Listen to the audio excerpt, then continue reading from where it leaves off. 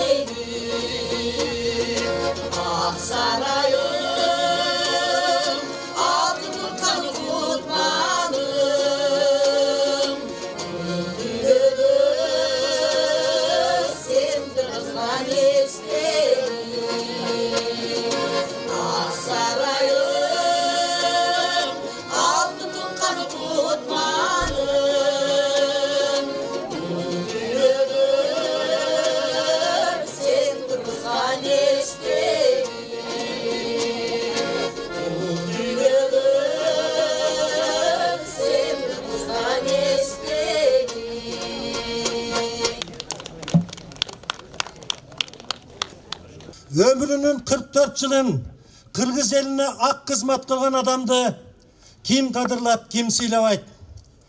1953-1980 yılları bir öğren eldin kadırman adamı olup, uağında, el ozunda daim aytılıp жүрчү. Sovetke varsan Mariş deyt, özgönge varsan Şarip deyt degen lakap sözgö ие bolgon. Kırgız Esirinin Jogorku Sovetinin 2 jolku deputatı.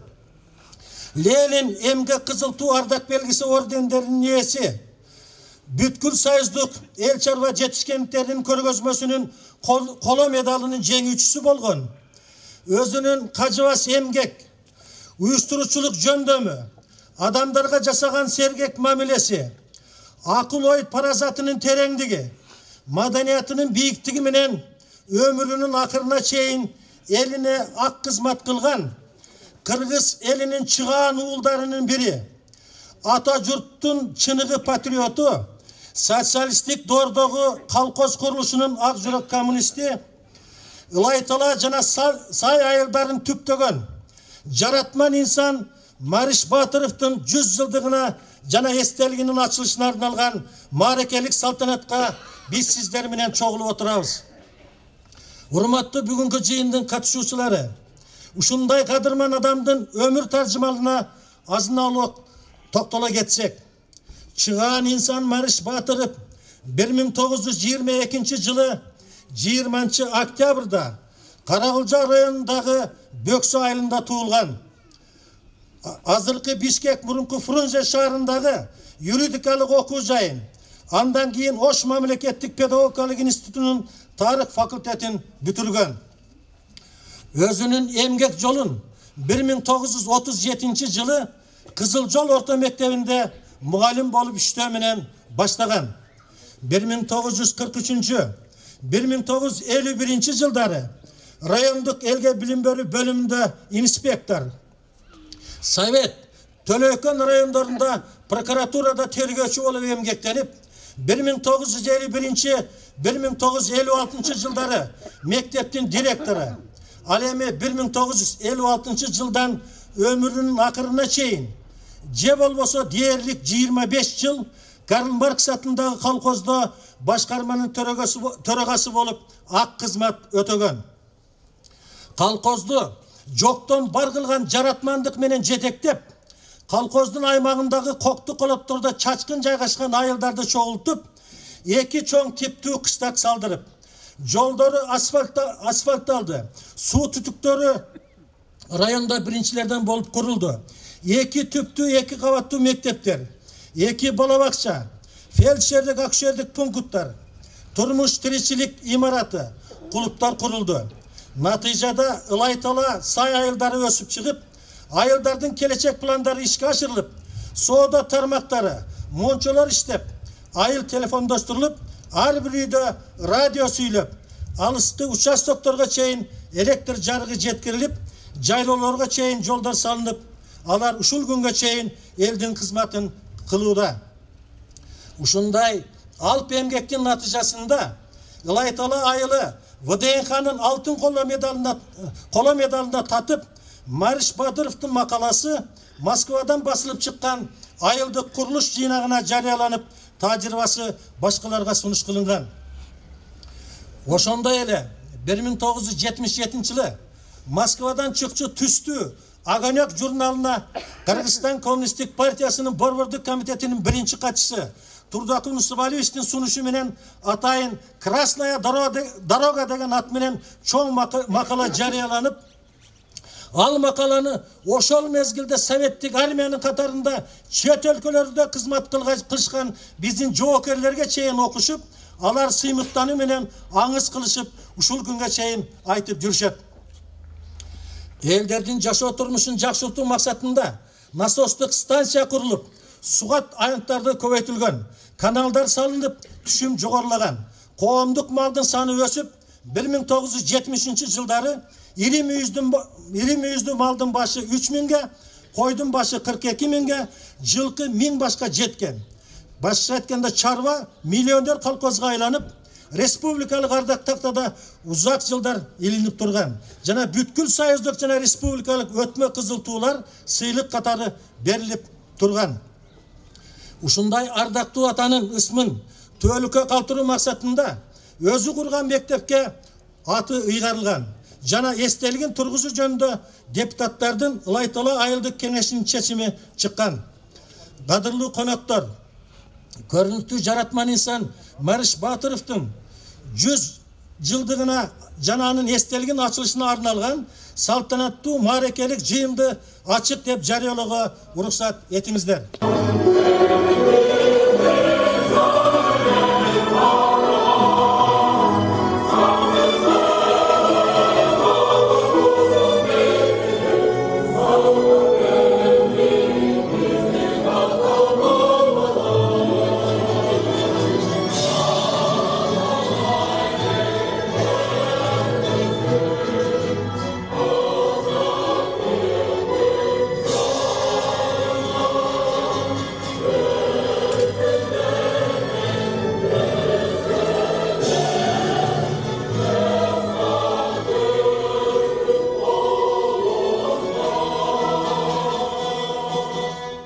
Ош облусундагы ыйгарым укуктуу өкүлү Элчибек Нуржадыевич Жантаевке берилет.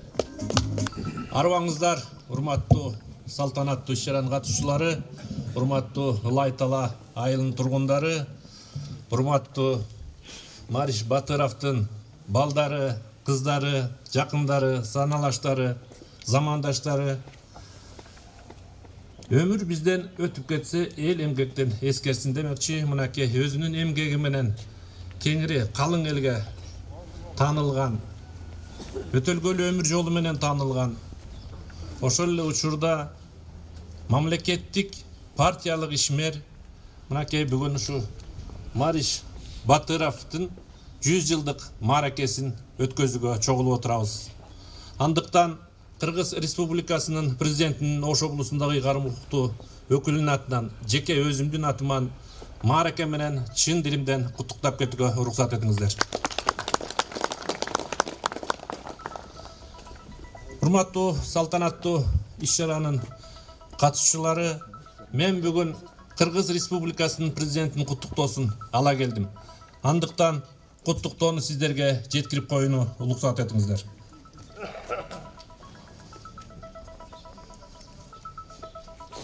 Урматтуу мекендештер, кадырлуу калайык калк. Арабыздан көз өтүп кетсе да, эмгеги менен элдин эсинде калган, эл сыймыктанган инсандарыбызды эскерип турсак, эртеңки келечегибизге, келечек ээлерине болгон эртеңки муунга мыкты өрнөк көрсөткөн болобуз.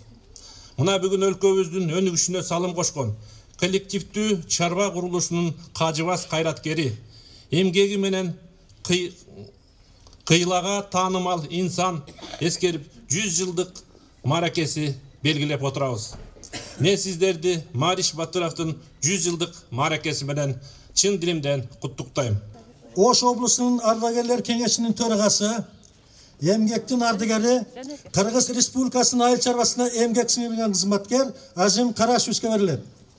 Урматтуу Каракылжалык туугандар, мына бүгүн биз Оштан келген өкүлдөр десем де болот, бизге майрамдай сезилип эле келдик. Себеби биздин агабыз көсем адам, эл журтка таанымал, канча жаштарды тарбиялаган, канча анча-мынча адамдар жолунан кышайып бараса түздөп жолго салып койгон аксакалыбыздын 100 жылдыгына келбегенде биз кайка барма керек. Ушу кишилердин тарбиясы менен, ушу кишилердин көсөм акылы менен биз дагы ушундай жашка чыгып, ушундай иштерди иштедик. Мындай адамдардын эмгегин мына балдары бар экен, эл журту бар экен, колдоп 100 жыл өткөндөн кийин дагы мына ушул жерде тургандай тирүү кезиндегидей уюштуруп ушуну өткөрүп атканыңарга чоң ыраазылык билдирем. Рахмат сиздерге. Бардык бала атадан, атасы энеси ошон үчүн тилейт. Баягы бир жерде бир адамдын баласын жакшы эмес болуп калды да дейт. Анда мен айттым, жакшы эле болду. Ата баланы эмнеге тилейт? Ата баланы ушу бир чоңойсо экен, менден бир эки эли болуп чоңойсо экен, акылды ошондой берсе экен, эл журтуна кызмат кылып берсе экен, элдин баласы болуп берсе экен деп тилейт. Ошон үчүн балдарыңарды андай насаатыңарды айтыңар келсем, жамандаган деген сөз айткан жокмун. Айтыңар келсе үйүңөрдө айткыла, мындай жерде андай сөздү айтпай жүргүлө деп. Анан кийин бир сөз айттым. Ал эми Мариш аке именно ошо балдарын тарбиялаган экен, кыздарын тарбиялаган экен. Мен айтпай эле коеюн, өзүңүздөр көрүп билип жүрөсүздөр. Вот атасынын келбети, атасынын мындай жумуштагы кээ бир метод стилдери биздин Жаныбекте бар. Ушул Жаныбек атасынын мына өзү да окшошуп кетет. Ошо куракка жеткенде Кудай буйрса атасынын копиясы болот. Иштеген иштери да ошондой болуп келген. Облуска чейин барып бир тармагын башкарып келген жигит. Жана мен айткан аксакалдардын бардыгынын ичинде бирден балдарын кандай тарбиялаган билесиздер. Алды президентке чыкты. Арты мынакей акимдин орун басары болуп жүрөт. Дагы бирөөсү жогорку сотто төрага болуп келди, Курманбек. Ошондой кылып ата баланы тарбиялайт. Marişaka tarbiyalagan eken, mana şunday dengelde bolup atat. Men sözündü көйtpeyin. 100'gө çıksa dağı bugün Mürzöge koyup gelip Mürzö'nün aldında miting jasap atkanda dengelde turup atabız, tolkundanıp, kapa olup, bu kişi alacağından da Allah Taala orun berse gerek. Oşa bergen beyişi uçu kişiye buyursun, oşa yerde turup alıp arvaqtары özünün elin, özünün baldарын koldoп жүрсүn, ар дайым elimiz tınç bolsun, bardığınızlar bar bolgula, elden aldı bolup, elgi ülgülü, Ылай Таала eli Каракулжан eli dep жүрө берсин, a biz sizler менен сыймыктанып жүрө берелик. Çok rahmet Azimdar Aşuş. Hazırkı söz Karakılca rayonunun sıymıktı oğlu Kırgız Respublikasının Jogorku Kengesinin 2 jolku spikeri olup şaylangan urmatlı Asılbek Şaripovich Jemek beriledi. Karakılca'da söz baradı. Mariş avaz tübü kezindele. Bolsoң Mariş'tay bol degen. Karakılca'dan kim dese Karakılca'dan Mariş degendey. Respublikada olavu, Moskvada olavu, Oş'ta olavu degendey ya. Mariş avanın mehnetin, Mariş avanın ötkön jolun, emgegin bağa çeyin bardıq aytıp ketse gerek. Kaytılaştın gereği жоқ. Бирок eldi toydurgan, eldi koktudan bir жерге топтоп алып келип, мектептерди куруп, детсадтарды куруп, алдыңкы заманбап айыл кылып дегендей, алдыңкы заман кылып, заманбап колхоз аты Москва чейин дүгүрөткөн şu Mariş ава. Şu Markız колхозун Ылай Тааланы Союзга чейин айттырып, шундай ел бар, Кыргыз бар, чарба бар деп. Москвадагы, ВДНХдагы доска почетада энип турган чарбаларга чейин жеткизген. Айтыш оңой, бирок ошол малда, ошол заманда, ушул жумуштардын баардыгын кылыш эл үчүн кандай талыкпас мээнетти талап кылганын муну иштеп жүргөн адамдар гана билет. Mariş ава бактылуу адам. Ömür boyu çurkap жүрүp, ел үчүн, жери үчүн, мамлекет үчүн кызмат кылган адам. Mariş ава Кудай сүйгөн адам. Кудай сүйгөн адам гана 100 жылдыгын ушундай эл эстеп, эскерип дегендей. Балдары эстетип тура турган балдары бар дегендей. Ошон үчүн бактылуу адам. Алла Таала сүйгөн адам. Mariş авадан биз кичинекей болсок дагы илгери көрүп калдык. Mariş avadan көп жетекчилер үлгү алып чоңойгон. Mariş ава көп кадрларды тарбиялаган. Бирок башка кадрлардан дагы ачыгын айтыш керек да. Ким бактылуу болот? Балдары жакшы чыкса, адам бактылуу болот. Балдары жакшы чыкса, эскерилет. Өзү мээнети менен элине сиңсе, эли жерим деп күйсө, эли 100 жылдыкта эскерет. Ошон үчүн Mariş ава абдан бактылуу адам. Балдары мына бүгүнкү күндө Кудайга шүгүр. Райондук деңгээлде, областтык деңгээлде, республикалык деңгээлде жетекчилик касиеттери менен, жөндөмү менен эң негизи Mariş аванын үй бүлөсүндөгү адеп ахлагы менен бүгүнкү күндө таанымал. Mariş аванын үйүндөгү адеп ахлак илгеркилер деле билет кандай экенин, үлгүлүү үй бүлө экенин. Бүгүнкү күндө ошо үлгүлүү үй бүлө экенин балдары Кыргызстан боюнча жайылтырып, бүгүнкү күндө Кыргызстандын кимин сурасаң айтат, биз баш болуп, булар үлгүлүү үй бүлө деп, жакшы адам деп, жакшы адамдын баласы деп. Кыргыз даңктуу, Кыргыз нарктуу Mariş авага окшогон өзүнүн уулдары менен. Өзүнүн заманынын батыры Mariş аванын телеси элдин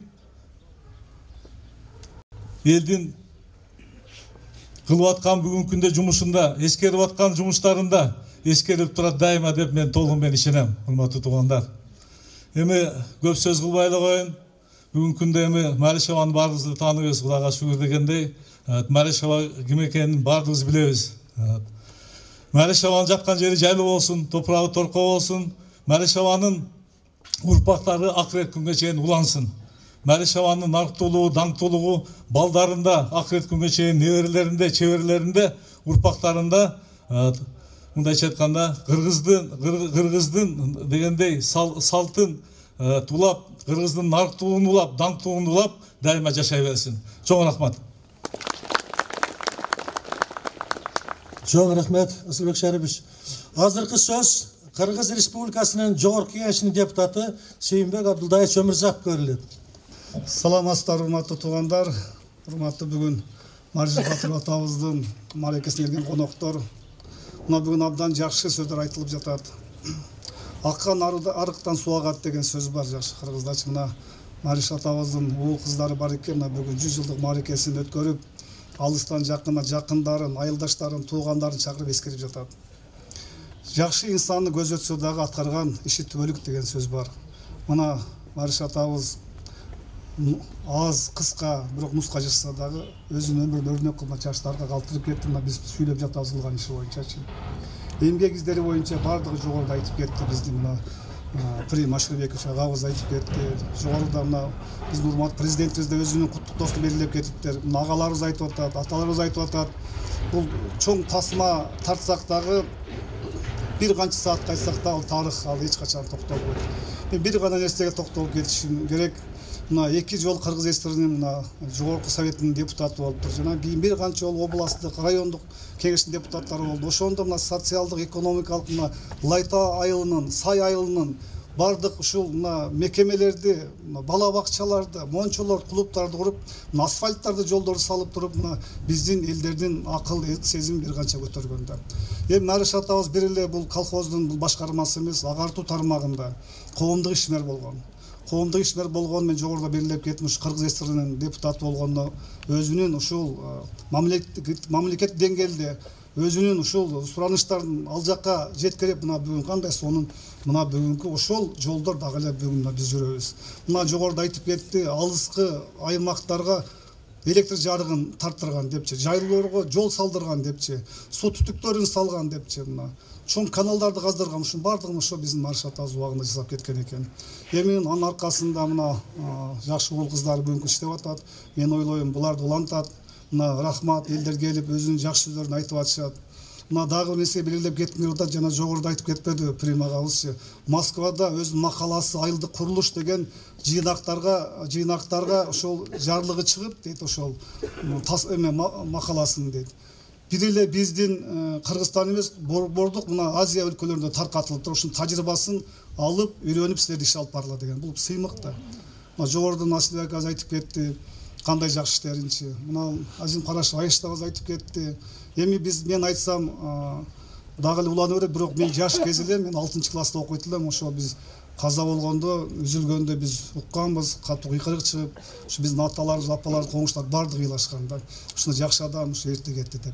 Жана жогоруда айтпадым, кыска, бирок нуска өмүр сүрдү, бирок аркасында жакшы иштер калып кетти. Эми урматтуу Жанибек ака, Гүлнар эже, рахмат сиздерге. Бул мисалы көп үй бүлөгө мисалы өрнөк да. Бизде көп кара кулча жакшы инсандар бар. Кээ бирде белгилеш керек, айтыш керек да. Көп адамдар мисалы айтат го, өлгөндү, өтүп кеткенди мисалы даңктабаса, тирилер баркталбайт дегенчи. Ошончо көп учурда жакшы өтүп кеткенди көзөткөн адамдар биз мына жаш муунарга белгилеп, алар үчүн жакшы биз аң сезим көтөрүп коюшубуз керек да. Рахмат, урматтуу туугандар. Кудай буюрса дагы мамлекетибизде көп жакшы инсандар чыга берсин. Сак саламат болуңуздар. Рахмат. Азыркы сөз Кыргыз Республикасынын эл акыны, Кыргызстан жаштар сыйлыгынын лауреаты Маркабай Аматовго берилет. Ассаламу алейкум, кадырлуу калайык, жердештер, айылдаштар. Биз айтабыз, бул айыл кимдин айылы деп сурайт элдер. Ошондо айтабыз, Мариштин айылы, Мариштин жери, Мариштин ата журту деп.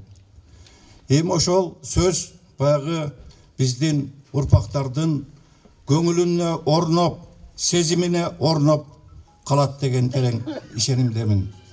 Мен Мариш атабыз жөнүндө мен мындай ата деген сөздү улуулап айтып атам.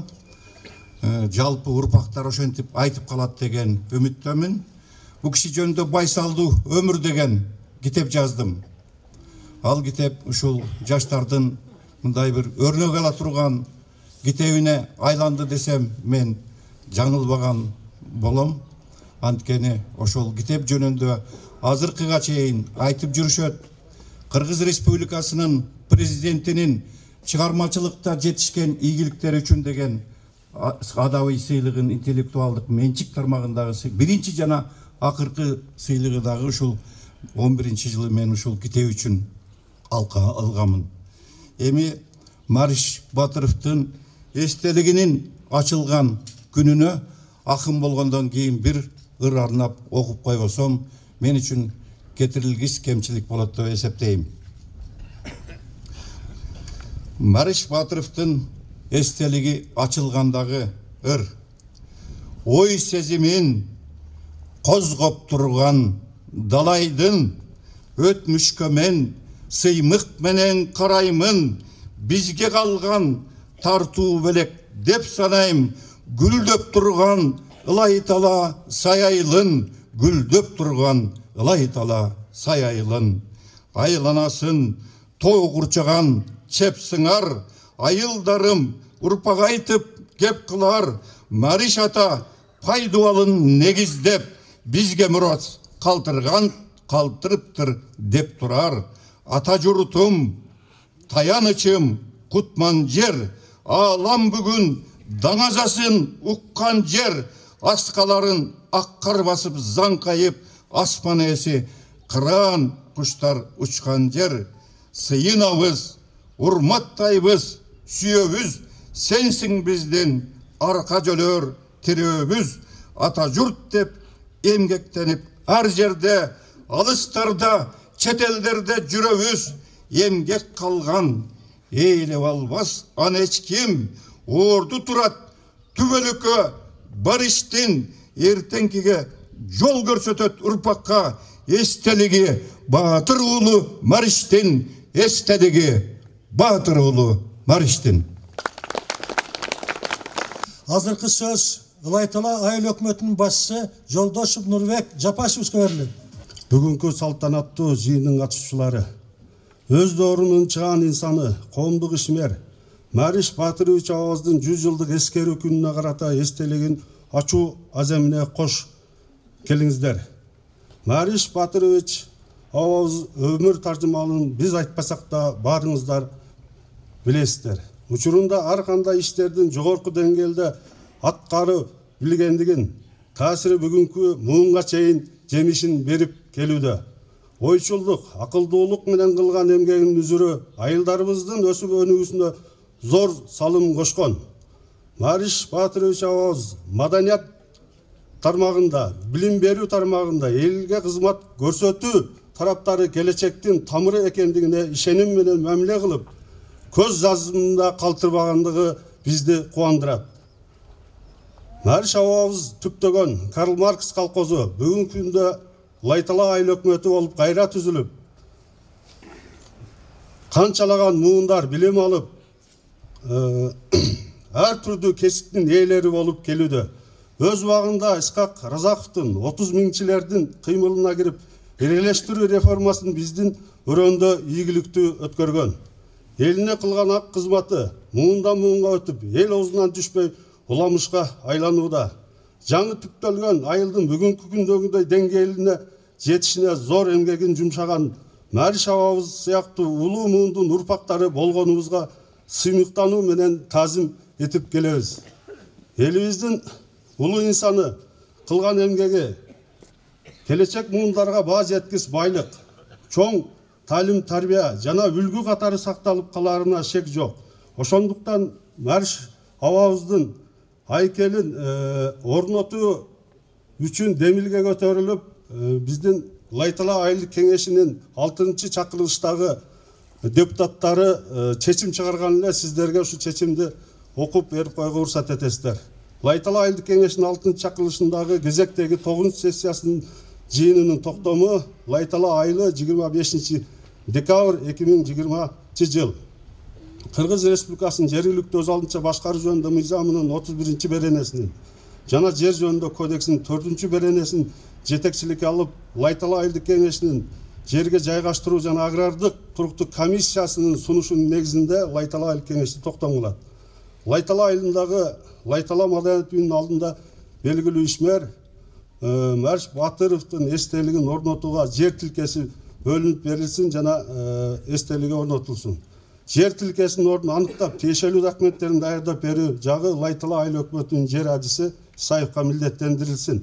Үчүнчү, бул токтомдун аткарылышы Лайтала айыл кеңешинин жер жана агрардык туруктуу комиссиясына төрагасы Тотаевка тапшырылсын. Лайтала айылдык кеңешинин төрагасы Жолдошов. Урматтуу бүгүнкү жыйындын катышуучулары, биз өзүбүздүн өткөн тарыхыбызды канчалык терең билсек, келечекти курууда да ошончолук ишенимде болобуз. Ошондуктан Мариш абабыздын эл үчүн жасаган эмгегин, иштеген иштерин келечек муундарга айтып жүрүү биздин милдетибиз деп эсептейбиз. Урматтуу туугандар, мына жогоруда айтып кеткендей, Мариш абабыз көптөгөн иштерди аткарып, мына аркасында калган уул кыздары бүгүнкү күнгө чейин эл кызматында жүрүшөт. Мариш абамдын жаткан жери жайлуу, топурагы торко болсун. Кудайым бейишин берсин. Рахмат көңүлгө. Чоң рахмат. Азыркы сөз ушундай даңктуу атанын сыймыктуу уулу Жаныбек Маришевичке берилет. Урматтуу агайын туугандар, кадырлуу коноктор, баардан мурун биздин атабыздын арбагын сыйлап, алыс жакындан убакыт бөлүп, келип жакшы сөзүңүздөрдү айтып, жакшы ниет тилек менен келгениңиздер үчүн жалпы бир туугандарымдын атынан ыраазычылык билдирип, чоң рахматыбызды айтабыз. Мындай караганда, азыр көпчүлүк айылдарда социалдык объекттердин баардыгы курулгандай болуп, ана менин атамдын эмгеги кайсы дегендей бир ой туулат. Мындай карап көрсөк, мындан 50-60 жыл, 60-ынчы жылдан баштап 70-нчи жылдарга чейин ушул баардык социалдык объекттер курулуп бүткөн экен. Мына жаныбызда турган айылдык клуб райондун борборунда жокто ушул клуб биринчи курулгандыгын көпчүлүгүбүз унутуп калсак керек. Жолдогу бүгүнкү Осмонов мурунку Карл Маркс атындагы орто мектеп колхоздун өздүк кирешесинен бюджеттин эсебинен курулгандыгын көпчүлүгүбүз биле бербесек керек. Мен атам айтчу, ушул Кыргыз Республикасынын Госпланын председатели Сопбек Бегалиевичке барып, айылдык мектепте балдарга орун жетиси болуп калып бир типтүү мектеп куралы десем, азырынча бюджетте акча жок, колхозуңда акча барбы дейт. Бар, бош акчаң болсо кура бер, анан мүмкүнчүлүгү келгенде кайтарып беребиз деп. Ошонун негизинде убагында курулуп калган экен. Мына айылды баардык социалдык объекттер курулуу менен бирге мына бул жерде бир 150 метр ылдый жакта колхоздун ашканасы бар эле. Балдар үчүн биолог сүт кухнясы бар эле. Мына жогору жагыбызда 100 метр биякта турмуш тиричилик комбинаты бар эле. А жерде өтүкчүсү да бар эле, фотографы да бар эле, чач тарачы да бар эле, кийим тиккен швеясы да бар эле. Ушунун баардыгы райондо эмне болсо, биздин айылга ушу 70-нчи жылга чейин курулуп, элге шарт түзүлгөн экен. Андан башка ушулардын баардыгын жанагы детсадтарда колхоздун бир эмес 2 автобусу бар эле. Бири Пазик деген чоң автобус, бул колхоздун активтерин жумушка алып келген автобус. Анан Куда сөйкө барганда, айылга тойго барганда, ушу колхозчуларга шарт түзүү максатында ошолорду алып келчү. Ал эми кичине автобус мына бул жерден ушу айылдын этегинен баштап бүт дет балдар бакчасындагы балдарды үйүнөн алып келип, кайра үйүнө жеткирип турган. Эми ушулардын баардыгын эске алып, Агонёк журналына чыккан экен. Мен ушул кандай себептен чыгып калды экен Агонёк деп быйылкы жылга чейин ушу билбей жүрдүм эле. Атабыздан биз деле жашыраак элек да, көп нерсени укпай калдык. Анан Бишкекте инеме бирөө Кыргыз туусу газетасын алып келиптир быйыл жаз айында. Билим Карагулов деген журналист жазыптыр. А кишини тааныбайбыз дагы. Ушул Агонёк журналына менин атам чыккан таржымалы бар экен. Ошол кезде Кыргызстан Борбордук комитетинин агитация жана пропаганда бөлүмүнүн социалдык маселелерди тейлеген орун басары элем дейт. Анан Огонек журналына Москвадан белгилүү Ачеркис Быков менен оператор теге фотожурналист Вальтерманс келип калды дейт. Турдакун Усуаличтин кабыл алуусун сурады дейт. Анан кирдик. Турдакун Усуалич, билем мен, мага Огонек журналынын башкы редактору Сафронов звонок кылды. Ушул чарбанын экономикасы өнүгүү менен бирге элге жакшы шарт түзүп берген бир чарба болсо чыгаралы деди эле дейт. Анан менен сурады дейт. Кайсы чарбаны көргөзөбүз деп. Мен 4-5 чарбаны республика боюнча жакшы чарбаларды айттым дейт. Ошонун ичинде Совет районунда Карл Маркс атындагы колхоз бар эле дейт. Мен бул колхозду билип калганым bir arız gelip, oşa arızdı tekşeri üçün Pravda'nın ошол кездеги кабарчысы Чыңгыз Айтматов экөөбүз барганбыз дейт. 2 gün içinde барган маселебиз чечилди дейт. Анан мен командировкам бүткөндүктөн кайра артка тарттым. Чыңгыз Айтматов дагы элдин турмушу менен көрөм, Ажыке жайлоосуна чейин барам деп 2-3 gün жүрүп анан келип, абдан чоң таасири менен келгенин, жакшы адам экенин, жакшы таанышкан экенин айтып келди дейт. Ошол эсиме түшүп, ушул колхозда коштум эле дейт. Турдакун Усуалич карап туруп, мен бул колхоздун башкармасын жакшы билем. Жогорку советтин депутаты болуп жүргөн киши. Давай Совет район Карл Маркс колхозуна жөнөтөбүз. Райком биринчи секретарынын звонок кылдагы.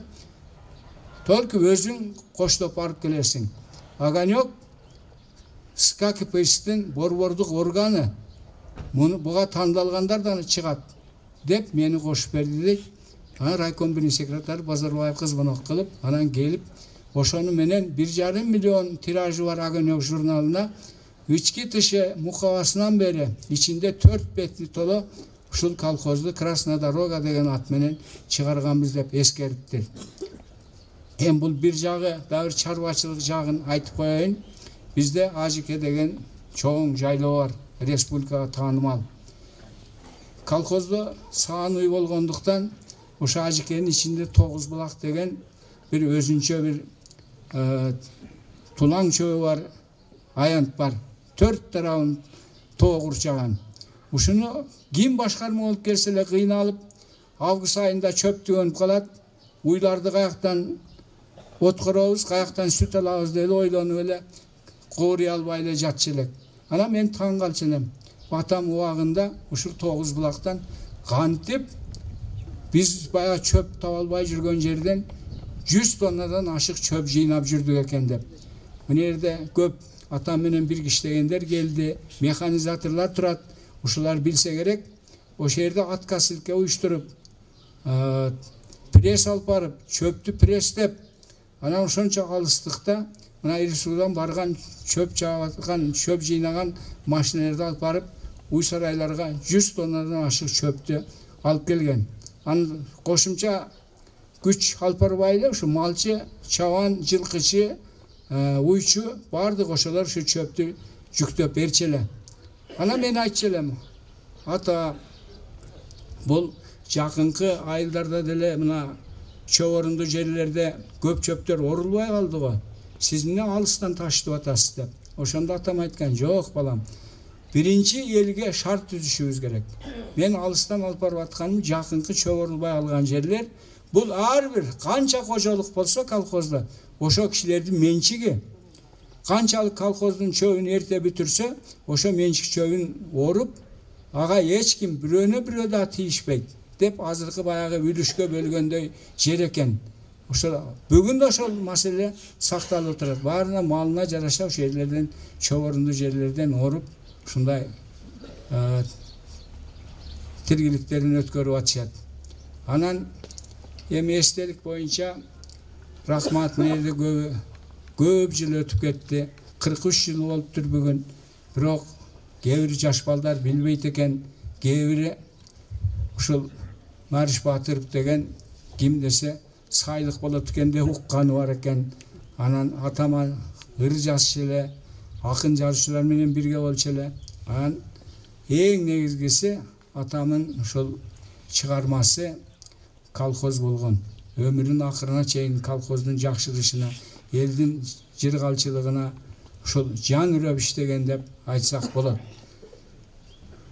Элдин ынтымакчылыгы ушундай болчу. Эч убакта уруусун айтып, бул Тазбаргы экен, Сарбаргы экен, Карабаргы экен, Кытай экен деген бир сөз айтылган эмес. Бардыгы 1-чи бригад, 6-чы бригад, 4-чү бригад деп айтылчу.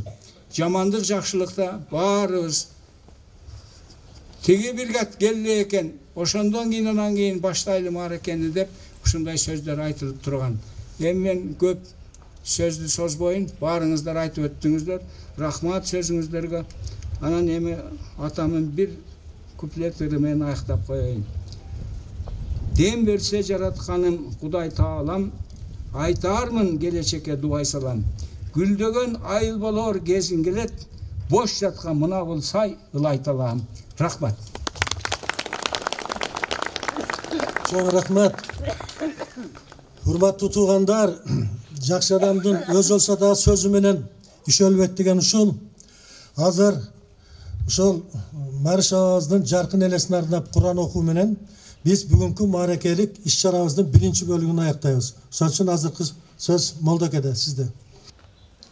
Жакшы нерселеринди Алла Таала эли үчүн, журт үчүн, мамлекеттин өсүүнү үчүн жумшаган экен. Мына канча жыл өссө да Алла Таалам мына зоболосун бу дүйнөдө көтөрүп, бийик көтөрүп Алла Таала өзүң эскертип отурасын. Алхамдулилlah. Аллахым эми ушул абабыздын ахиретин абад кылып, Jannatul Firdavs'un özüng nasip et Allah Teala. Жатқан жерлерин жаннат бактарынан кыл. Ал эми артында калгандарга Алла Таала уул кыздарына, небере чеберелеринин өмүрлөрүнө, ырыскыларына, ыймандарына береке берип, атанын жолун жолдогон эли үчүн, мамлекети үчүн кызмат кылган ыймандуу урпактардан кылып, өзүңдү ыраазы кылган, өзүңдөн ыраазы болуучулардан кыл Аллахым. Мамлекетибизге Алла Таала тынччылык, önü ösüğünü Allah Teala ata etip her bir insanın yüreklerinize iman verip bakvat ıntımakta yaşayanı her günüzü nasip etkenin bir rahmet ya Erhamer Rahimin Allah.